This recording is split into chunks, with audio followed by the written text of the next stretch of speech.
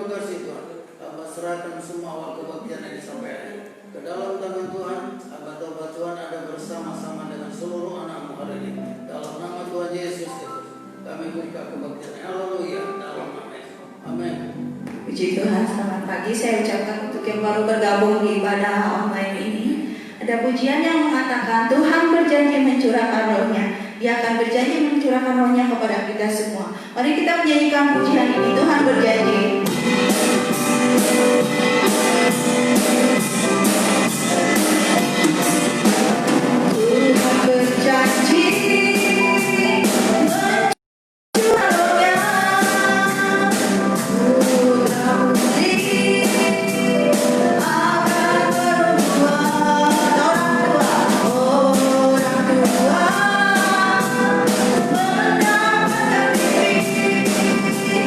Dan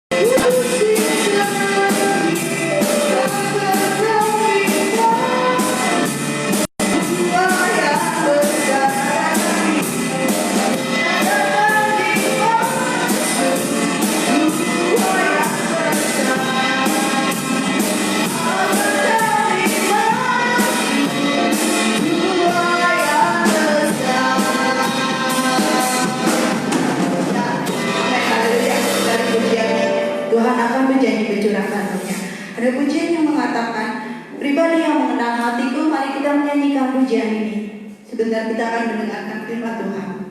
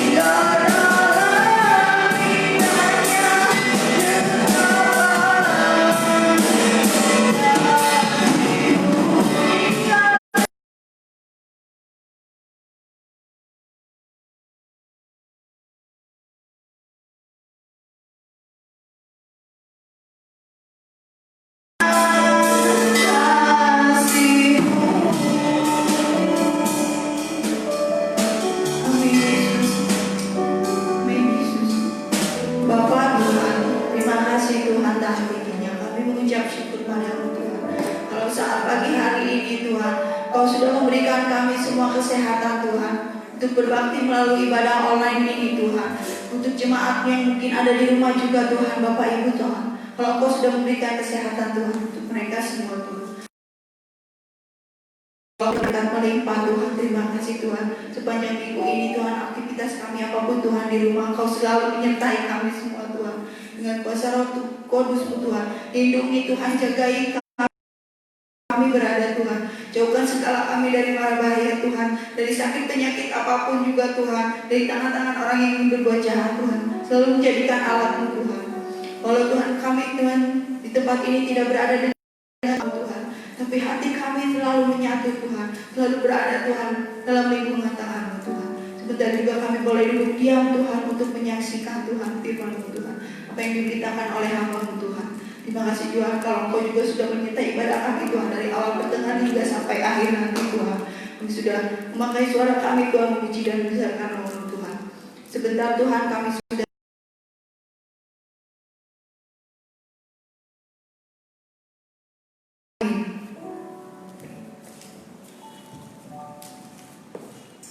Haleluya. Puji Tuhan, selamat pagi Bapak Ibu Saudara yang saya kasihi di dalam Tuhan. Bagaimana keadaannya?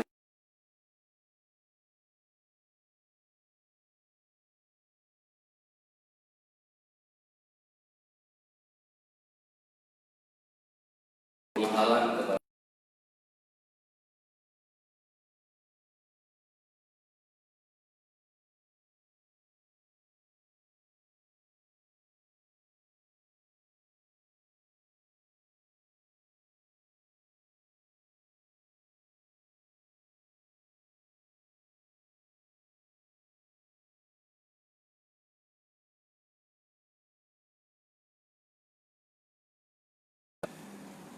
saya akan berkhotbah tidak jauh-jauh dari tema Roh Kudus. Kisah Para Rasul pasal yang pertama, kita akan melihat beberapa ayat. Dua ayat saja yang akan kita baca bersama, dan kemudian nanti kita akan belajar daripada dua ayat yang kita akan baca bersama saat pagi hari ini. Kisah Para Rasul pasal yang pertama ayat 6 dan ayat yang ke-7. Ayat yang ke-6 berbicara, maka bertanyalah mereka yang berkumpul di situ, Tuhan, maukah Engkau pada masa ini memulihkan kerajaan bagi Israel? Jawab Yesus, Engkau tidak perlu mengetahui pada masa dan waktu yang ditetapkan Bapa sendiri menurut kuasanya. 8. Tetapi kamu akan menerima kuasa kalau Roh Kudus turun ke atas kamu, dan kamu akan menjadi saksiku di Yerusalem dan di seluruh Yudea dan Samaria dan sampai ke ujung bumi. Ada dua hal yang akan kita bahas saat pagi hari ini, yaitu kita akan melihat dua perkataan Tuhan di murid-muridnya. Perkataan yang pertama seperti suatu pemberitahuan kepastian, dan kemudian yang perkataan kedua adalah perintah bagi kita gereja Tuhan. Perkataan pertama yang dikatakan oleh Tuhan yaitu ayat 6 dan 7, intinya adalah kamu tidak perlu tahu waktu Tuhan memulihkan segala sesuatu. Kamu tidak perlu tahu waktunya Tuhan. Itu yang pertama. Kemudian yang kedua adalah kamu harus menjadi saksiku. Dua hal ini yang akan kita renungkan Bapak Ibu Saudara yang saya kasih di dalam Tuhan. Saya ulangi lagi membaca ayat 6 dan ayat 7. Maka bertanyalah mereka yang berkumpul di situ, Tuhan, maukah Engkau pada masa ini memulihkan kerajaan bagi Israel? Mari kita lihat, kita simak satu proposal yang disampaikan oleh murid-muridnya kepada Tuhan. satu pengajuan. Dia memberikan satu keinginan, kerinduan bagi Tuhan. Tuhan, maukah Engkau pada memulihkan kerajaan Israel? Melihat dari apa yang disampaikan oleh murid-murid ini, sepertinya hal yang baik. Tidak ada satupun yang buruk. Doanya, permintaannya yang disampaikan kepada Tuhan, yaitu untuk memulihkan keadaan kerajaan Israel, untuk memulihkan keadaan jauh lebih baik dari masa-masa sebelumnya. Sama seperti kita saat ini sedang berdoa seperti ini, bukan? Tetapi ayat yang ke-7 katakan, jawabnya, engkau tidak perlu mengetahui masa dan waktu yang ditetapkan Bapa sendiri menurut kuasanya. Ini berbicara tentang kedatangan anak yang kita sebut sebagai hari kiamat. Jadi tentang kedatangan Yesus yang kedua kali, atau tentang pemulihan kerajaan Israel, itu satu waktu yang misteri, yang tersembunyi, yang tidak ada seorang pun tahu. Seperti apa yang dikatakan di dalam ayat yang lain, yaitu Matius pasal yang ke-24 ayat 35-36, langit dan bumi akan berlalu, tetapi perkataanku tidak akan berlalu. Ayat berikutnya, tetapi tentang hari dan saat itu tidak seorang pun tahu. Malaikat-malaikat di sorga tidak, dan anak pun tidak tahu, hanya Bapa yang tahu. Dengan demikian Bapak Ibu Saudara yang saya kasih di dalam Tuhan, ada hal-hal yang tersembunyi yang tidak mau Allah nyatakan terhadap umat Tuhan. Ada hal-hal yang tersembunyi, jadi tidak semua yang Tuhan kehendaki di dalam kehidupan kita harus tahu. Tidak semua rencana Allah kita harus tahu. Karena harus ada yang disembunyikan. Karena masih ada yang disembunyikan. Dan sampai kapanpun Tuhan tidak akan bukakan ini. Oleh sebab itu Bapak Ibu Saudara yang saya kasih di dalam Tuhan, kalau Tuhan sudah berbicara seperti itu, kita itu manusia yang terbatas. Gak usah mau tahu, apalagi sok tahu. Kurang lebih seperti itu. Waktu Tuhan itu waktu yang sulit untuk kita pahami. Waktu Tuhan, waktu yang sulit untuk kita mengerti. Kenapa Tuhan sembunyikan seperti ini? Nah, kalau kita Tuhan semuanya bukakan, Tuhan semuanya sampaikan tentang waktu kedatangannya, wah, dunia ini bisa kacau.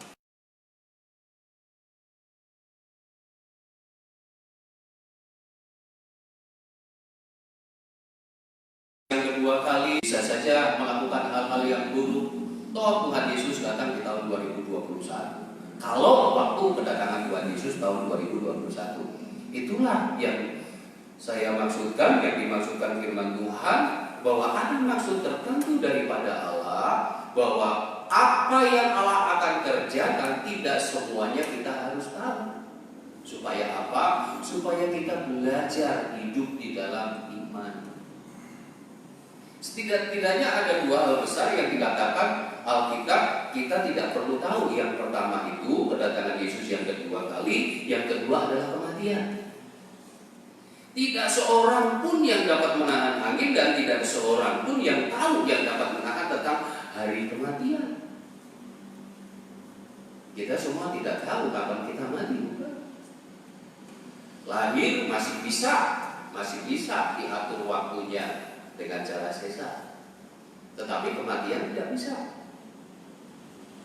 Kita tidak tahu itu kapan hari kematian. Nah, ini yang perlu kita renungkan Bapak Ibu Saudara yang saya kasih di dalam Tuhan, bahwa waktu Tuhan tidak semuanya terbuka bagi kita umat Tuhan. Seorang hamba Tuhan senior pun, seorang hamba Tuhan yang diurapi dengan luar biasa pun tidak akan pernah tahu semua segala sesuatu tentang waktunya Tuhan. Banyak yang disembunyikan, banyak yang tidak dibukakan oleh Tuhan. Oleh sebab itu Bapak Ibu Saudara yang saya kasih di dalam Tuhan, karena kita orang yang terbatas, kita tidak tahu waktu Tuhan itu kapan. Kita tidak tahu rencana Tuhan itu apa. Ini yang harus kita sebagai orang percaya memiliki sikap hidup, kita memiliki sikap, kita memiliki kelakuan. Nah, ini yang paling penting. Maka ayat yang keempat, mari kita baca. Pada suatu hari ketika ia makan, Kisah Para Rasul pasal 1, maksud saya ayat yang keempat. Pada suatu hari ketika ia makan bersama-sama dengan mereka, ia melarang, Yesus melarang meninggalkan Yerusalem. Yesus melarang murid-muridnya yang berjumlah pada waktu itu sekitar 500 orang. Ia melarang mereka meninggalkan Yerusalem dan menyuruh mereka tinggal di situ menantikan janji Bapa. Yang demikian katanya, telah kamu dengar daripadaku sebab Yohanes membaptis dengan air, tetapi tidak lama lagi kamu akan dibaptis dengan Roh Kudus. Sebelum ayat 6, 7, dan 8, Tuhan Yesus lebih dahulu berbicara kepada para murid-murid yang pada waktu itu jumlahnya sekitar 500 orang. Sebelum dia naik ke surga, dia katakan, jangan kamu meninggalkan Yerusalem dan menyuruh murid-murid itu tinggal menantikan janji Bapa. Menyuruh mereka tinggal menantikan janji Bapa, kemudian Yesus naik ke surga. Ketika Tuhan mau memberikan janji Bapa, yang kita tahu akhirnya adalah ketuanan Roh Kudus, turunnya Roh Kudus, pun Tuhan Yesus tidak memberikan tahu kepada murid-muridnya. 500 murid-muridnya, 12 murid utama, mereka tidak tahu kapan Roh Kudus itu akan turun. Yang mereka tahu adalah mereka harus menantikan janji Bapa. Mereka tidak boleh meninggalkan Yerusalem. Mereka harus bertekun menantikan janji Bapa. Mereka harus bertekun di Yerusalem, di persekutuan dengan Tuhan, di hadirat Tuhan.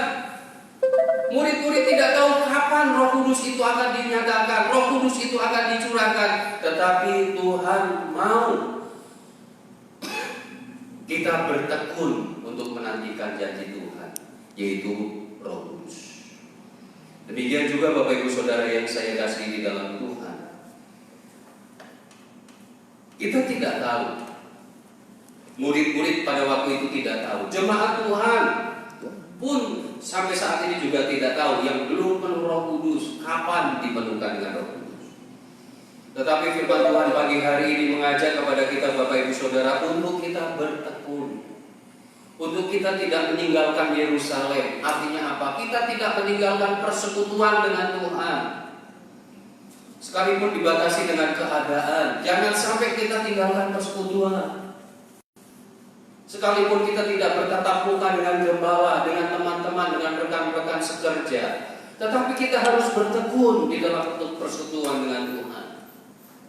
Saya melihat di Alkitab Bapak Ibu Saudara, kata bertekun di dalam Alkitab itu ada 5. Yang pertama adalah bertekun di dalam pengharapan.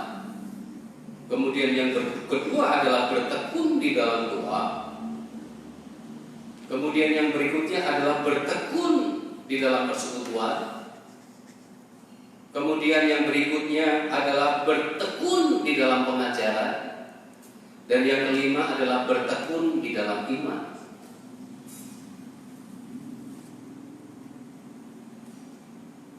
Dalam ujian, dalam pengharapan. Pengharapan kita apa? Kita semua dipenuhkan dengan Roh Kudus. Pengharapan kita berikutnya apa? Pengharapan berikutnya kita semua disingkirkan pada waktu menjelang kedatangan masa kesesakan besar antikris. Pengharapan kita yang berikutnya apa? Kita masuk kepada masa 1000 tahun damai. Pengharapan kita berikutnya apa? Pengharapan kita berikutnya adalah kita bersama dengan Yesus di sorga. Kita berbahagia di dalam kehidupan kekal. Kita harus bertekun di dalam pengharapan itu, bertekun terus, tidak putus-putusnya. Dibarengi atau dengan sikap seperti apa? Kita harus bertekun terus di dalam doa. Dibarengi dengan apa? Kita harus bertekun terus di dalam persekutuan dengan Tuhan. Dibarengi dengan apa? Bertekun terus di dalam pengajaran yang alkitabiah, pengajaran yang Injil sepenuh, bukan Injil secomot sana secomot sini. Hati-hati dalam hal pengajaran Bapak Ibu Saudara. Karena saat-saat ini banyak banget mimbar-mimbar kecil, mimbar-mimbar baru. Artinya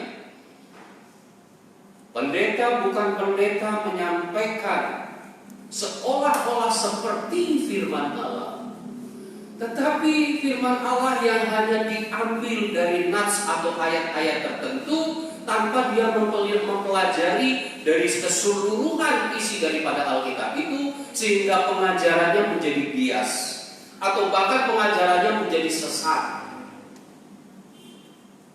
Salah satu contoh yang sederhana saja, renungannya seperti bayi. Ada seorang pengusaha, ada seorang tua yang dia memanggil karyawan-karyawannya. Kemudian di meja diletakkan barang berharga, uang dan Alkitab. Dan kemudian mulai dipanggillah karyawan yang satu, saya akan memberikan kepada kamu bonus, pilihlah dari barang-barang yang ada di meja ini. Kemudian satu karyawan dia ambil uang sekepok. Kemudian satu karyawan lagi dia ambil lagi barang yang berharga, emas sekepok. Dan kemudian akhirnya karyawan yang kecil, yang miskin, orang tuanya miskin, akhirnya dia bilang dia ambil Alkitab. Waduh, bagus, diambilnya Alkitab. Kemudian ketika dibuka Alkitab itu, di dalam Alkitab isinya itu uang harga benda 10 kali lipat dari yang karyawan lain. Sepertinya renungan itu bagus, tetapi kok Alkitab ujung-ujungnya duit? Kok Alkitab ujung-ujungnya harta dunia? Sepertinya bagus, tetapi kan itu tidak Alkitabiah. Kalau berbicara tentang firman Allah, bukan lagi urusan dunia. Kalau berbicara tentang Roh Kudus, bukan lagi untuk urusan dunia, Bapak Ibu Saudara. Jadi jangan pernah kita berdoa, bertekun berdoa kepada Tuhan untuk kita diperlukan Roh Kudus supaya usahanya lancar, supaya pekerjaannya lancar, supaya hartanya semakin banyak. Itu nggak ada hubungannya dengan Roh Kudus. Berdoa full, minta kepenuhan Roh Kudus, ujung-ujungnya untuk harta dunia, itu tidak Alkitabiah, tidak Injil sepenuh. Kita berdoa untuk penuh dengan Roh Kudus, kita diberi kuasa bukan untuk kekayaan, diberi kuasa untuk hal yang kedua, yaitu perintah Tuhan menjadi saksi. Yerusalem, di seluruh Yudea, di Samaria, dan sampai ke ujung bumi. Jadi Bapak Ibu Saudara yang saya kasih di dalam Tuhan, hari-hari belakangan ini banyak banget pengkhotbah dadakan, pengkhotbah yang tidak memiliki dasar Alkitab yang benar.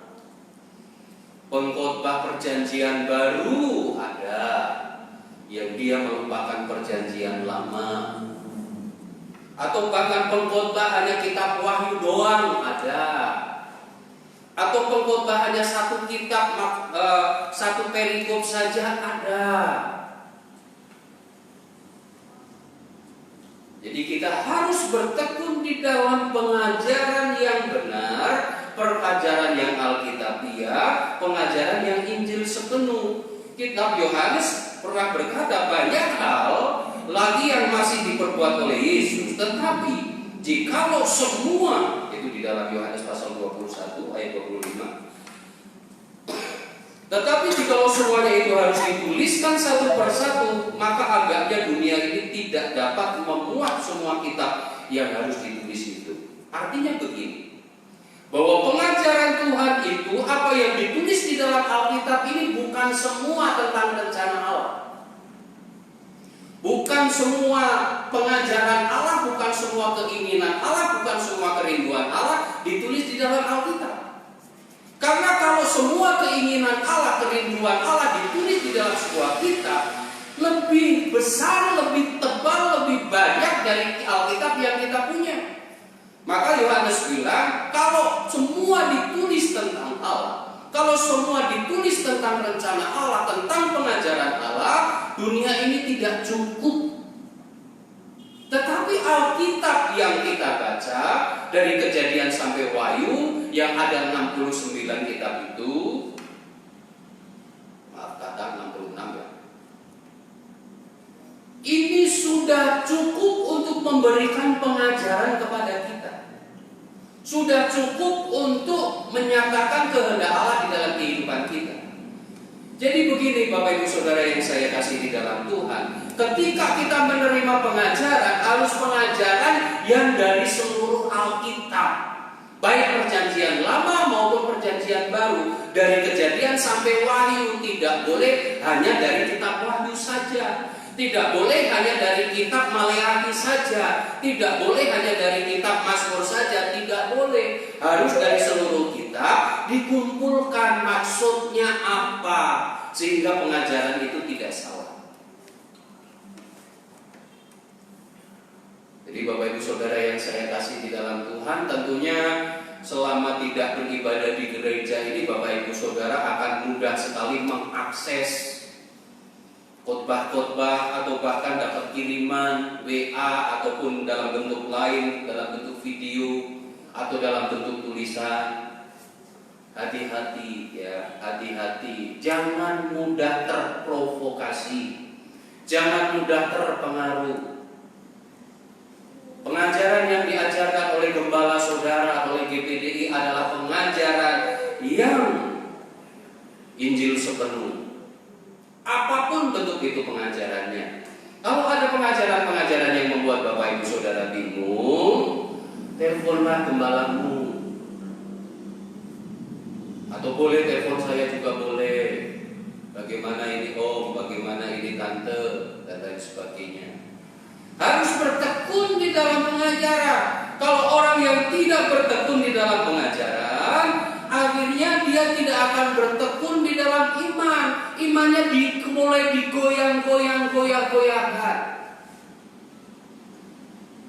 Rasul Paulus berbicara kepada jemaat Galatia, dia keras sekali. Kalau ada orang yang datang mengajarkan Injil yang lain kepadamu, atau bahkan malaikat dari sorga mengajarkan Injil yang lain kepadamu, terkutuklah dia. Jadi kalau ada pengajaran-pengajaran yang tidak Injil sepenuh, sekalipun yang menyampaikan itu malaikat, apalagi hanya pendeta dadakan yang sok pinter, kita harus tolak. Bertanya, makanya kurang lebih seperti itu. Bertanya. Beberapa waktu yang lalu saya dapat WA dari teman saya. Lama sekali, puluhan tahun, nggak tahu dia dapat nomor dari siapa. Dua orang, yang satu curhat di Surabaya, kemudian terselesaikan masalahnya. Yang satu lagi, dia rupanya aktif di gereja tertentu. Dia tahu kalau saya jadi pendeta, tetapi dia coba-coba uji saya, kurang lebih seperti itu. Dan dia mulai tawarkan dengan pengajaran-pengajaran yang menyimpang. Kemudian saya beri komentar dan lain sebagainya, dan kemudian berhenti. Sampai sekarang dia tidak berkomunikasi lagi. Hati-hati dengan pengajaran di akhir zaman saudara. Pengajarannya seperti mengenakkan di telinga. Pengajarannya seperti indah, tetapi hati-hati. Kita harus tetap bertekun di dalam pengajaran yang Injil sepenuh. Dan berikutnya kita pun akan bertekun di dalam iman. Nah, 5 hal ini Bapak Ibu Saudara yang saya kasih di dalam Tuhan. Bertekun di dalam pengharapan, bertekun di dalam persekutuan, bertekun di dalam doa, bertekun di dalam pengajaran, dan bertekun di dalam iman, Tuhan pasti tahu. Bagian kita hanya bertekun. Saat-saat ini kita sedang menghadapi pandemi, ya, kita harus bertekun, berharap saja sama Tuhan, sambil menjalankan apa yang disampaikan oleh pemerintah yang kita sebut sebagai protokol kesehatan. Bukankah hal kita mengajarkan bahwa pemerintah yang ada itu ada karena dipilih Allah, bukan terjadi dengan sendirinya, tetapi dipilih oleh Allah, dan pemerintah itu adalah wakil Allah. Amsal mengatakan orang bijaksana melihat wabah kemudian dia bersembunyi, tetapi orang bodoh dia membiarkan dan dia kena binasa. Lalu pemerintah katakan untuk kita menjauhi kerumunan, untuk kita menjaga diri, kita lakukan saja, kita kerjakan saja. Tuhan yang akan melindungi kita. Ya, puji Tuhan, mudah-mudahan di bulan depan kita sudah boleh kembali bersekutu, kita boleh kembali bertemu di gedung gereja, tentunya dengan protokol kesehatan. Kita doakan terus gitu. Kita akan doakan. Kalau kemudian mulai diizinkan dibuka dan kita harus melakukan atau menjalankan protokol kesehatan dengan jarak yang sudah diatur, kita akan lakukan. Tuhan pasti tahu. Dengan ketekunan-ketekunan itu, Bapak Ibu Saudara yang saya kasih di dalam Tuhan, maka Tuhan akan mencurahkan, ayat yang ke-8, akan menerima kuasa kalau Roh Kudus turun ke atas kamu, dan kamu akan menjadi saksiku di Yerusalem, di seluruh Yudea, dan sampai ke Samaria, dan sampai ke ujung bumi. Bagian kita bertekun, bagian Tuhan yang mencurahkan Roh Kudusnya atas hidup kita. Dengan Tuhan memberikan Roh Kudus, kita memiliki kuasa. Dan dengan memiliki kuasa itu, kita boleh menjadi saksi Tuhan. Jadi Bapak Ibu Saudara yang saya kasih di dalam Tuhan, di akhir renungan firman Tuhan saat pagi hari ini, mari kita bersama-sama bertekun di dalam pengajaran yang Injil sepenuh. Saya tidak sedang mempromosikan GPDI, tetapi GPDI masih konsisten mengajarkan Injil sepenuh. Kita bertekun di dalam pengharapan, kita bertekun di dalam persekutuan, kita bertekun di dalam doa, kita bertekun di dalam iman. C, kita naikkan satu pujian. Waktu Tuhan, waktu yang terbaik. Waktu Tuhan pasti yang terbaik, walau kadang tak mudah dimengerti, lewati cobaan, ku tetap percaya waktu Tuhan pasti yang terbaik.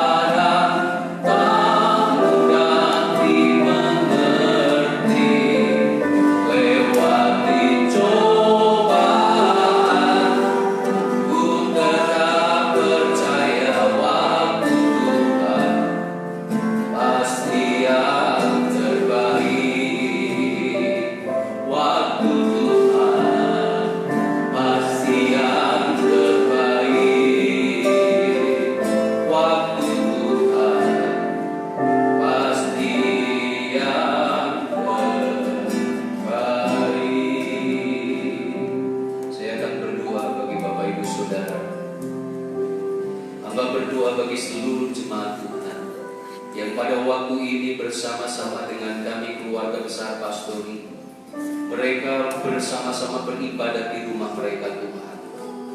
Surga terbukalah, tingkap-tingkap langit terbukalah. Berikanlah kepada setiap jemaat Tuhan kesetiaan. Berikanlah kepada setiap jemaat Tuhan ketekunan. Apa yang saat ini menjadi beban doa mereka Tuhan, apa yang saat ini menjadi kerinduan, menjadi keinginan doa mereka, hamba berdoa di dalam nama Tuhan Yesus. Engkau Allah yang ada bersama dengan mereka, menjadikan dan menjadi satu-satunya sumber jawaban bagi setiap sebuah doa mereka. Tidak ada seorang pun yang kau lewati Tuhan. Tangan kasih-Mu, tangan kemurahan-Mu, tangan-Mu yang berkuasa itu menjamah setiap hati, menjamah setiap pribadi di dalam nama Tuhan Yesus Kristus. Mengurapan kuasa Allah, jamahan kuasa Tuhan, berkat yang daripada Allah Bapa, Allah Anak, Allah Roh Kudus melekat tinggal di dalam setiap pribadi mereka. Dalam nama Tuhan Yesus. Haleluya. Amin. Puji Tuhan, saya serahkan kepada Bapak Ibu.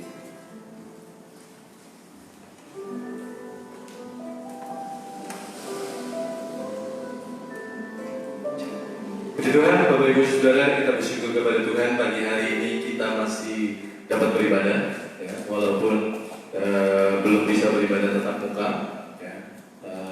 Pagi hari ini jemaat mengikuti lewat 3 channel yang kita pergunakan, ya, untuk live streaming ini, walaupun masih ada beberapa gangguan, ya. Tadi sepanjang ibadah ada beberapa yang melaporkan 1-2 gangguan, baik yang via Facebook maupun juga yang via YouTube, ya. Kita harapkan di waktu masa yang ke depan kalau kita masih live streaming, kualitasnya lebih baik, ya, kualitas lebih baik. Oke, yang pertama, Bapak Ibu Saudara, saya menyampaikan beberapa pengumuman. Yang pertama adalah setelah ibadah ini, ya, setelah ibadah ini akan dilaksanakan juga ibadah anak online. Untuk itu silakan Bapak Ibu Saudara yang memiliki putra putri di rumah, ya, keponakan di rumah, keponakan kecil di rumah, silakan mempersiapkan diri untuk mengikuti ibadah anak pukul 9.30. Sekali lagi pukul 9.30 via Zoom meeting, ya, via Zoom meeting. Room meeting sudah diinformasikan via WA group GPDI Padalarang, ya. Silakan nanti Bapak Ibu Saudara boleh mengikuti ibadah anak ini. Kemudian dalam rangkaian ibadah Pantekosta, ya, sepanjang 10 hari ini, nanti sore juga kita akan tetap bertemu di dalam doa kepenuhan Roh Kudus. Untuk itu Bapak Ibu Saudara juga boleh bergabung kembali di dalam jam doa mulai pukul 6 sore, ya, mulai pukul 6 sore via Zoom meeting. Informasi meeting room juga disampaikan via WA group, ya. Dan doa kepenuhan Roh Kudus ini akan terus berjalan sampai hari Sabtu nanti, ya, sampai hari Sabtu nanti, ya.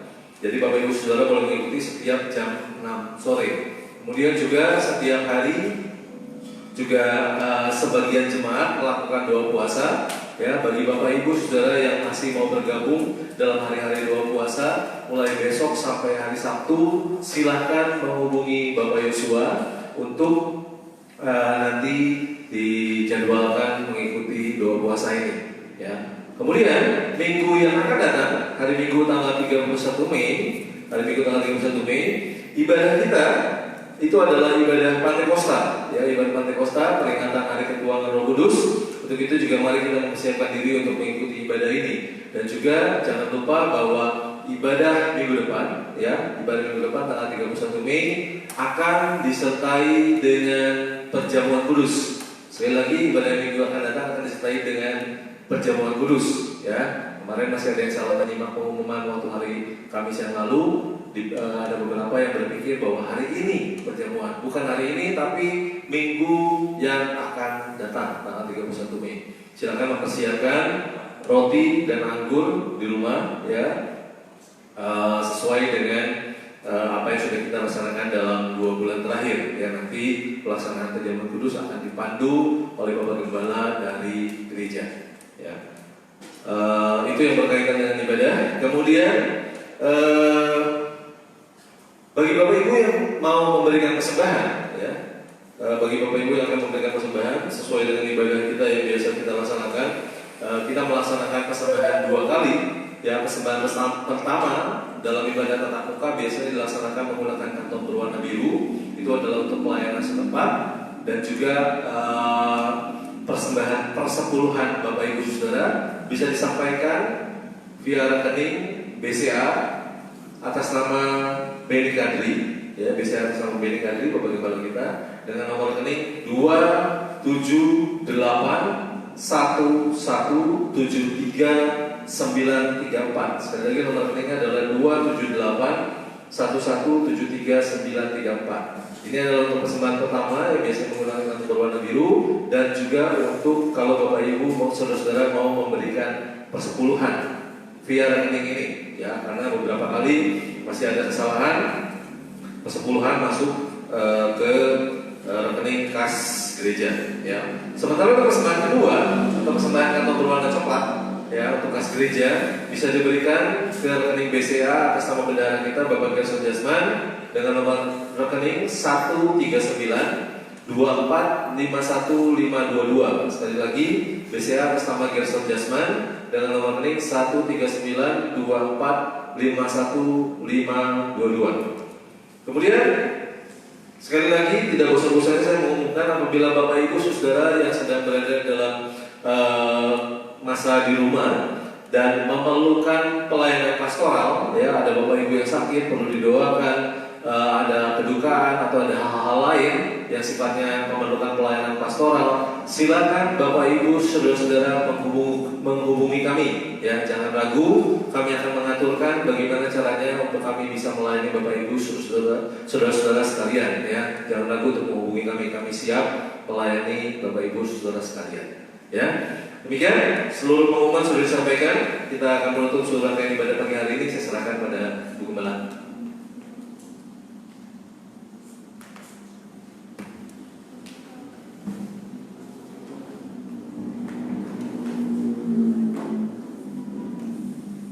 Puji Tuhan, saudara, kita sudah mengakhiri ibadah kita.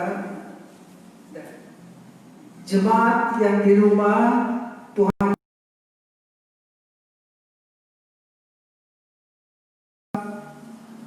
tapi hati kita jadi satu di dalam Tuhan. Sebab itu mari terus yaitu keperluan Roh Kudus, supaya kita mempersatukan hati kita menerima semua kuasa Tuhan yang akan menolong kepada kita untuk menghadapi hari-hari, kata firman Tuhan, hari-hari yang jahat sekarang ini. Dan kita sekarang sedang berjalan, tapi kita punya Yesus yang tidak pernah meninggalkan kita kalau kita percaya kepada Tuhan. Engkau ada bersamaku.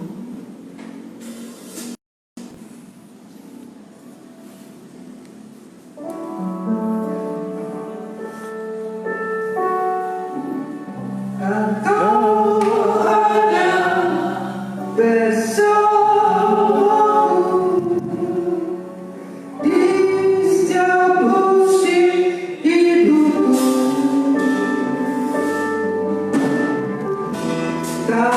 pernah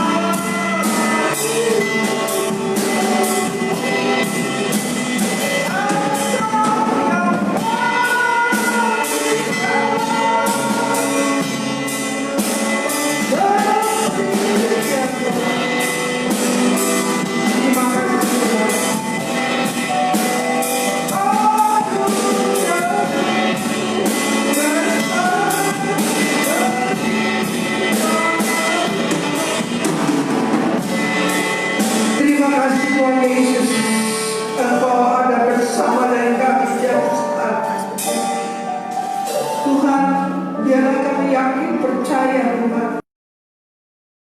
kehidupan kami, di dalam keluarga kami, di dalam pekerjaan Tuhan, di dalam negara kami ya Tuhan.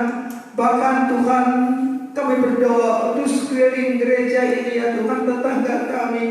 Engkau berkati mereka ya Tuhan, biar mereka boleh melihat bahwa Allah yang kami sembah ada Allah yang hidup, Allah yang maha tahu, Allah yang besar, Allah yang akan memperdulikan kami. Engkau Allah yang akan bertindak kalau umatnya disakiti Tuhan. Kami percaya Tuhan, tetapi kami menunggu waktunya ya Tuhan. Waktu Engkau adalah waktu yang terbaik. Terima kasih buat hari ini ya Tuhan. Hari ke depan masih Tuhan hari yang panjang, di mana kami harus terus berjuang. Kami terus harus melakukan Tuhan pekerjaan Tuhan. Tetapi kalau kami diberi kuasa, kami tetap semangat ya Tuhan untuk melakukan tugas-tugas kami sebagaimana Engkau kehendaki dalam kehidupan kami.